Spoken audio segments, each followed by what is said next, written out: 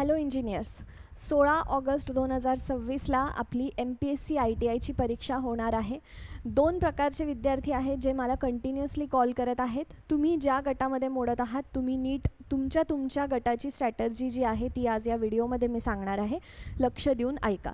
सगळ्यात पहिले विद्यार्थी असे आहेत की ज्यांनी कुठेतरी क्लास केलेला आहे but they are not satisfied. The reasons are an number of reasons की बाबा सिलेबसला धरून शिकवलेलं नाही आहे किंवा मराठीमध्ये शिकवत आहे, बायलिंग्वल शिकवत आहे, नोट्स नाही आहेत प्रॉपर, सॅटिस्फॅक्शन नाही आहे, ते सिलेबस कवर नाही झालेला आहे, ती पातळी चांगली नाही आहे शिकवण्याची, एक्सेट्रा एक्सेट्रा. आणि 2 नंबरचे जे दुसऱ्या गटातले विद्यार्थी आहेत ते असे आहेत की त्यांनी फॉर्म तर भरलेला आहे, पास पण व्हायचं आहे, बट जस्ट बिकॉज ते कुठेतरी ऑलरेडी शिक्षक आहेत, जॉब करता आहेत म्हणून ते आत्तापर्यंत काही कॉन्ट्रीब्यूट करू शकले नाही या परीक्षेसाठी. And that's why they are thinking they are lacking behind somewhere. आणि आता त्यांना वाटते की बाबा मी 1-1.5 महिन्यामध्ये अभ्यास करू शकतो का. 2 प्रकारचे विद्यार्थी आहेत, मी तुम्हाला सांगितलं, त्यांची कंडिशन सांगितली. प्रत्येक विद्यार्थ्यासाठी या दोन्ही गटातल्या स्ट्रॅटर्जी काय असायला पाहिजे ते या व्हिडिओमध्ये मी सांगणार आहे. सगळ्या गोष्टी बाजूला ठेवा, नीटपणे लेक्चर ऐका. जेव्हा हे लेक्चर संपेल इथून पुढे 5-10 मिनटामध्ये देन जर तुम्ही आत्ता इथे आहात तर you will be at this position. एक तुम्हाला वेगळी गोष्ट काहीतरी okay I can clear this exam टाईपची फिलिंग येऊ शकते. आणि जर या व्हिडिओमधनं तुम्हाला असं वाटलं की नाही तरी माझा डाऊट मी या 2 पैकी एकाही गटामध्ये बसत नाही आहे, then you are free to call us. कधीही कॉल करा. या व्हिडिओच्या डिस्क्रिप्शनमध्ये मी नंबर देत आहे. We are happy to guide you, we are happy to help you. चला, सगळ्यात आधी ह्या उरलेल्या 1.5 महिन्यात, आता तर 1.5 महिनाही राहिलेला नाही आहे, त्यालाही 1-2 दिवस कमी आहे, काय स्ट्रॅटर्जी असायला पाहिजे ते मी तुम्हाला प्रत्येक ग्रुपला सांगते. सगळ्यात आधी थोडंसं सांगायचं म्हणजे हा MPSCने आपल्याला सिलेबस दिलेला होता ग्रुप A आणि Bसाठी. हाच सिलेबस तुम्हालाही लागू होणार आहे. इंग्लिश मीडियममधनंच तुमची परीक्षा होणार आहे. माझ्याकडे विद्यार्थी आहेत, त्या क्लासेसचे नावं आता मी इथे नाही घेऊ शकत, बट त्या पातळीचं शिकवलेलं नाही आहे आणि सगळ्या गोष्टी मराठीमध्ये शिकवलेल्या आहे. दॅट्स वाय तुम्हाला इथे जागरूक करून देण्यासाठी सांगते, इंग्लिशमध्येच हा पेपर होणार आहे. 200 मार्क्सचा पेपर आहे. 100 प्रश्न येणार आहेत तुम्हाला, म्हणजे एक प्रश्न हा 2 मार्क्सला असणार आहे. नेगेटिव्ह मार्किंग आहे का मॅडम? तर आहे. तुम्ही जर 4 प्रश्न चुकवले तर तुमचा 1 प्रश्न चालला जाणार आहे. म्हणजे काय, 4 प्रश्न चुकवले तर 2 मार्क्स जातील. ठीक आहे, निगेटिव्ह मार्किंग यांनी दिलेली आहे. आणि मग हा असा विदाऊट एनी सेग्रिगेशन एवढा मोठा सिलेबस दिलेला आहे. प्रत्येक सिलेबसमध्ये खूप जास्त पॉईंट्स आहेत. सरांनी MPSC ITIची जी बॅच घेतली आहे त्यामध्ये खूप सुंदरपणे हा सगळा सिलेबस शिकवलेला आहे फाउंडेशन बॅचमध्ये. इफ यू थिंक की तुम्हाला गरज आहे एखादी बॅच लावायची तर आधी मी तुम्हाला आपल्या ज्या बॅचेस आहेत त्या सगळ्या सांगून देते आणि मग सिलेबस सांगते. हे बघा, ही आपली पहिली फाउंडेशन बॅच आहे. याच्याबद्दल मी बोलत होते की संगमनी खूप सुंदरपणे तुमचा हा सिलेबस कवर केलेला आहे. आत्ता आपण 16th टॉपिकमध्ये आहोत. 4 टॉपिक फक्त बाकी आहे. 50 ते 55 प्लस लेक्चर्स आहेत याच्यामध्ये. आणि हो मॅडम, मी आता कवर करू शकतो का? व्हिडिओमध्ये सांगते मी, तुम्ही कवर करू शकता की नाही हे लेक्चर्स. आधी बॅचेसकडे लक्ष द्या. त्यानंतर प्रत्येक टॉपिकमधल्या प्रत्येक सब टॉपिकचे तुम्हाला नोट्स दिलेले आहेत. तुम्ही आत्ताही जर ही बॅच लावली तर तुम्हाला फक्त आणि फक्त बघायचं आहे सर काय शिकवत आहे. समोर आयते दिलेले नोट्स ठेवायचे आहेत.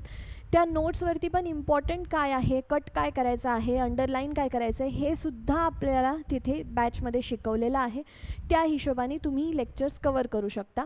आणि तुम्हाला याच बॅचमध्ये 5 फुल लेंथ टेस्ट्स मिळणार आहेत. प्लस 5 फुल लेंथ टेस्ट तर आहेत, प्लस 3000 प्लस आम्ही मोजले तर 16व्या टॉपिकपर्यंतच आमचे 3000 क्वेश्चन ऑलरेडी फिनिश झालेले आहे. पूर्ण मिळून 20 टॉपिक आहेत. तर माझ्या हिशोबाने तरी 4000 प्लस MCQs या बॅचमध्ये मिळणार आहे. हे चुकून आलेलं आहे, 6000 नाही. याची फीस ॲपवरती तुम्ही बघू शकता, 8000 रुपीज याची फीस आहे. आता ही जी बॅच आहे ती कोणत्या विद्यार्थ्यांनी लावायची तुम्हाला सांगते मी. हे बघा, एकतर तुम्ही जॉब करत असाल, समजा तुमचा 11 ते 5 किंवा 10 ते 5, 11 ते 6 असा कोणताही जॉब असेल. After that job and before that job तुमच्याकडे जर सुमारे 6 तास असतील हातामध्ये, 6 hours फॉर स्टडी असेल. Either you are a working candidate और तुम्ही फुल टाईम जर अभ्यास करत असाल पण तुमच्या हातामध्ये 6 तास आहे, तर तुम्ही 3 तास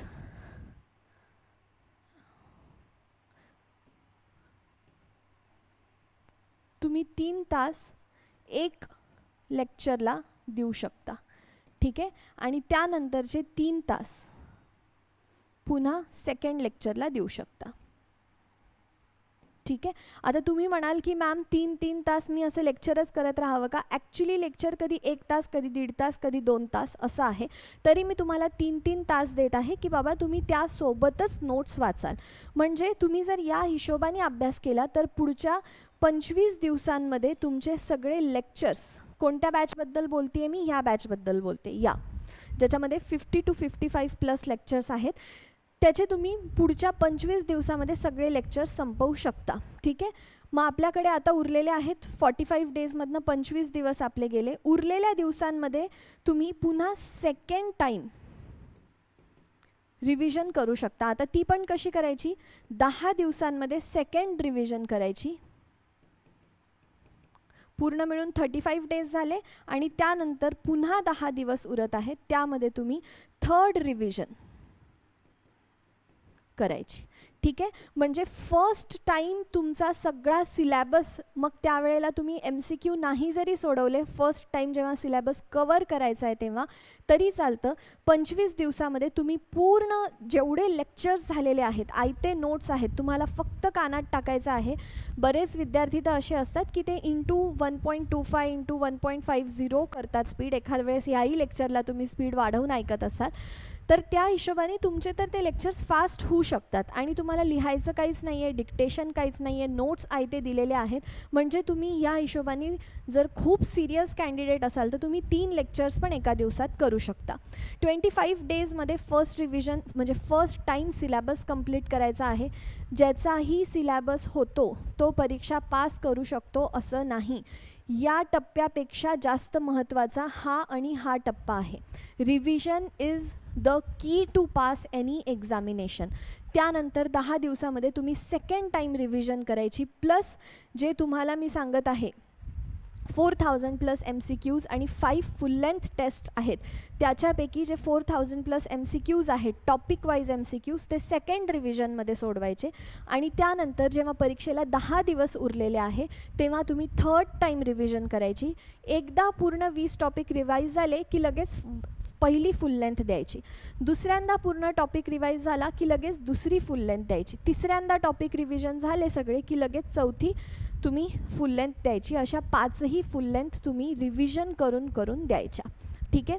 आता ही जी बॅच आहे आपली, याच्यामध्ये तुम्हाला सरांनी जे नोट्स दिलेले आहेत त्या नोट्सला पण अजून मायक्रो कसं बनवायचं हेही शिकवलेलं आहे. If you want to give your 100% आणि तुम्ही ते मायक्रो नोट्स जर बनवले तर जे मी तुम्हाला थर्ड टप्प्यात सांगत आहे की तुम्ही पट 20ही टॉपिक रिव्हिजन करू शकता, ते पॉसिबल होईल.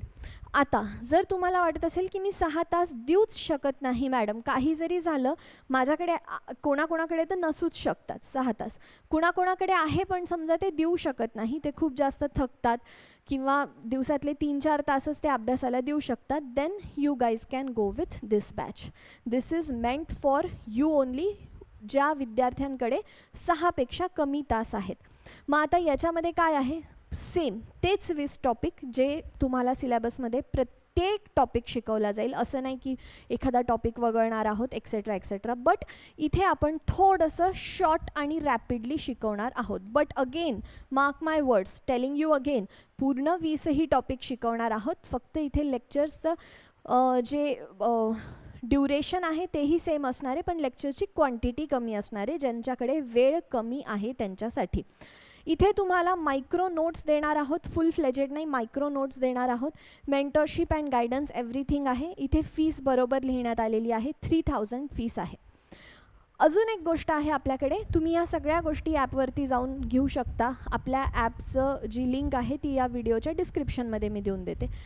ज्या विद्यार्थ्यांनी कुठेतरी क्लास केलेले आहेत किंवा तुमच्याकडे हे याच्यासाठी 6 तास पण नाही, याच्यासाठी 4 तास पण नाही, तरी तुम्हाला परीक्षा द्यायची आहे, ती महत्त्वाकांक्षा आहे, तर you can avail only notes.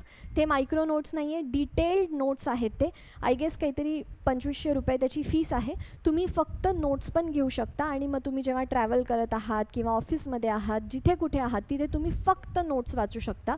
I guarantee you, जी आत्ता 24ची परीक्षा होती, जी आता 26मध्ये झाली, most of the question can be solve directly from the notes. Okay, तर तुम्ही काही नोट्स असे टेलिग्रामवरती जो आपला ग्रुप आहे त्याच्यावरती आपण दिलेले पण आहेत फ्री सॅम्पल म्हणून, तुम्ही तेही बघू शकता what is the quality of that notes. Okay, त्यानंतर येते आपली ही टेस्ट सिरीज.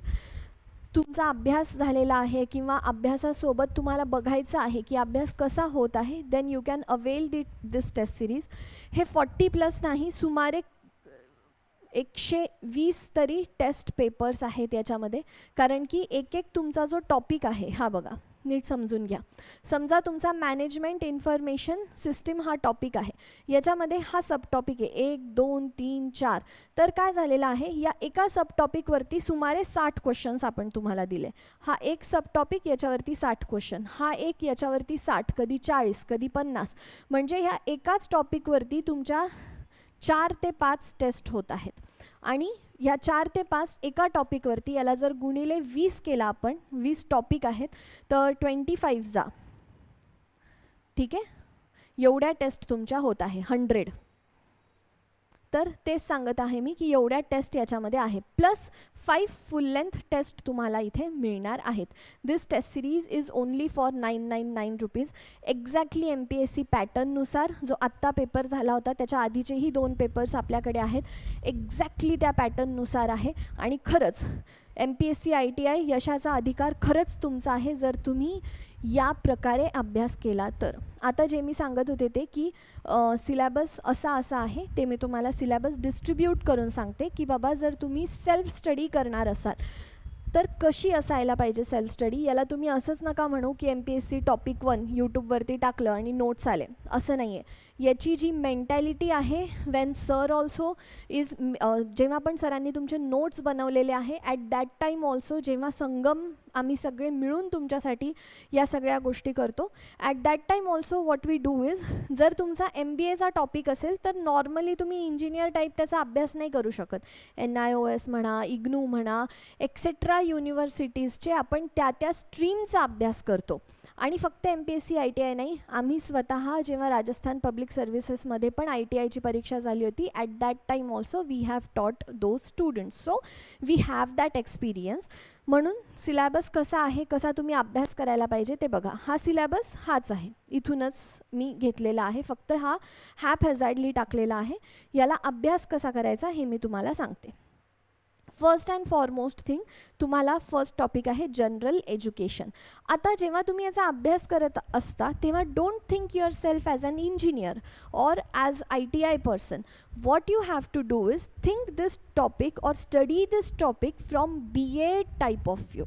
म्हणजे याच्यामध्ये तुम्हाला जे जे टॉपिक दिसत आहेत, इव्होल्युशन, एज्युकेशन ॲज, एक मिनटं हे क्लिअर करू द्या मला, हां, इथे जे जे टॉपिक दिसत आहे, evolution of general education, education as a tool for human resource development, pre primary, हे तर खूप महत्त्वाचं आहे, pre primary to higher education, this is B.Ed type of education, this is B.Ed type of thinking which you have to develop. Problems and issues, arts फॅकल्टीमध्ये जसं आपल्याला problems and issues लिहावे लागतात, आपल्याला इंजिनिअरिंगमध्ये ह्या गोष्टी नाही कराव्या लागत. युनिव्हर्सलायझेशन ऑफ एज्युकेशन म्हणजे काय, सगळ्यांना सेम टाईपचं एज्युकेशन मिळायला पाहिजे. नॅशनल पॉलिसीज ऑन एज्युकेशन, यामध्ये NEP वगैरे आपण यूट्यूबवरती फ्री ऑफ कॉस्ट पण लेक्चर टाकलेलं आहे, तुम्ही बघू शकता. हे जे सगळे टॉपिक्स आहेत हे तुम्हाला B.Ed M.Ed type educational philosophy लावून हा अभ्यास करावा लागणार आहे.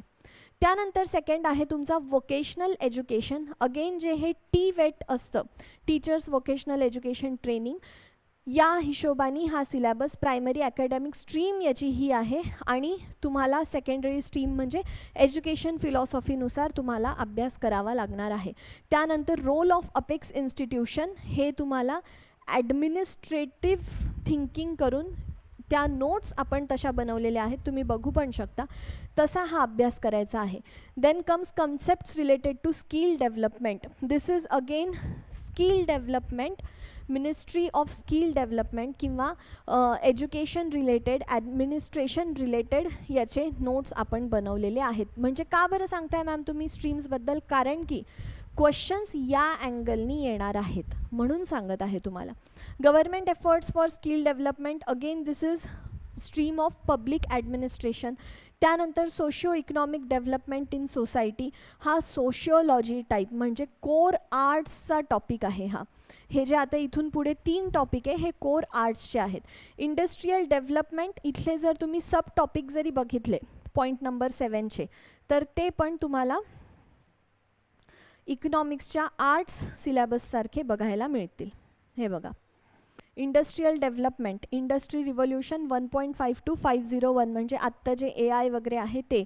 Challenges, poverty, unemployment, regional imbalances, core अर्थशास्त्र म्हणजे इकॉनॉमिक्समध्ये आपण जे शिकतो ते सगळं आपल्याला इथे आणि इथे शिकावं लागणार आहे. This is core sociology. Point number 7 म्हणजे socio economic development in society. सोसायटीमध्ये मग सगळ्याच लोक येतात, चिल्ड्रन म्हणा तुम्ही, यूथ म्हणा किंवा एल्डरली म्हणा, विमेन म्हणा, सोशली डिप्राईव्ड म्हणा, इकॉनॉमिकली डिप्राईव्ड म्हणा, ह्या सगळ्या सोसायटीचा तुम्हाला इथे अभ्यास करायचा आहे. आणि त्यानंतर फक्त HR प्रत्येक विद्यार्थी बोलतो. HRचा फक्त हा 1 आणि त्यानंतर 1, 2 हे 4च पॉईंट आहेत HRचे. सगळेजण म्हणतात की मॅडम ते मी HRD वाचला आहे ना त्याच्यात झालेलं आहे. अरे बाबा 20 पैकी 4च पॉईंट आहेत HRDचे. आणि ह्युमन रिसोर्स डेव्हलपमेंट पण सगळे पॉईंट नाही आहेत. बघा आता human resource development in India हा डायरेक्ट तुमचा HRDच्या रिलेटेड टॉपिक आहे. त्यानंतर मॅनेजरियल फंक्शन्स अँड प्रोसेसेस, हे आहे MBA मॅनेजमेंट. HR नाही आहे हे. MBAच्या मॅनेजमेंटमध्ये म्हणजेच ऑर्गनायझेशन, एखादी ऑर्गनायझेशन आहे त्याच्यामध्ये मॅनेजमेंट कशी करायची, टीम वर्क कसं असायला पाहिजे, वर्क अलोकेशन कसं करायला पाहिजे, या गोष्टी या सिलेबसच्या टॉपिकमध्ये दिलेल्या आहेत. त्यानंतर ऑर्गनायझेशनल बिहेवियर जो आपला 10वा पॉईंट आहे त्याचंच एक्सटेन्शन हा पॉईंट आहे. याच्यामध्ये MBA HR organisational behaviour, but most important thing is हा सायकोलॉजी बेस्ड आहे. हे बघा, जर तुम्हाला कळत असेल ना नीट मी काय म्हणते तर तुमचा खूप जास्त फायदा होणार आहे whenever you are going to study this topic. Yes, we were in 12th. तर 12thमध्ये काय आहे तुम्हाला दिसतं का? एम्प्लॉईची समजा मॉरल प्रोडक्टिव्हिटी कशी आहे, सायकोलॉजिकल. ठीक आहे. Management of organisational climate, again psychological. एखाद्या ऑर्गनायझेशनमध्ये क्लायमेट कसं असायला पाहिजे.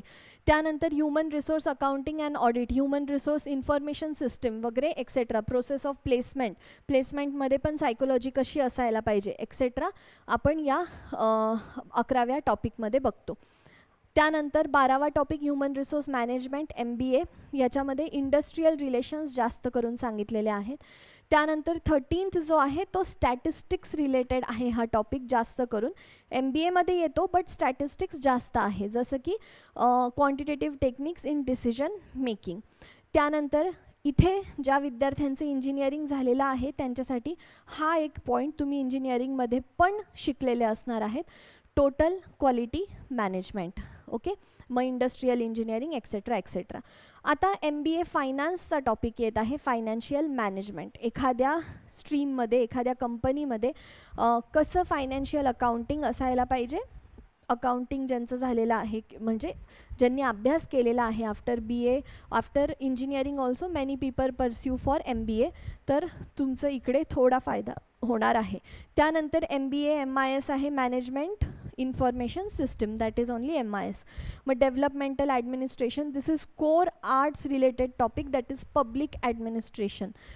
आणि त्यानंतरचे हे जे 3 टॉपिक आहेत ते training and development, office administration, MBA etcetera. आत्ता आपला आय गेस 16वा टॉपिक या फाउंडेशन बॅचमध्ये चालू आहे. कोणती बॅच लावायची मी तुम्हाला ऑलरेडी सांगितलं आहे. जी आपली 8000ची बॅच आहे, जी फाउंडेशन बॅच आहे.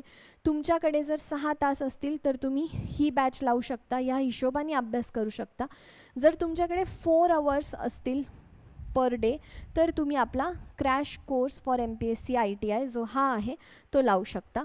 आणि जर तुमचा जो झालेला अभ्यास आहे तो किती पटीत झालेला आहे, जर तुम्हाला त्याचा ट्रॅक करायचा असेल तर तुम्ही ही टेस्ट सिरीज लावू शकता. ऑब्व्हियसली अत्यल्प फीस आणि अमूल्य संकल्पना या तुम्हाला टेस्ट सिरीजमध्ये मिळणार आहे.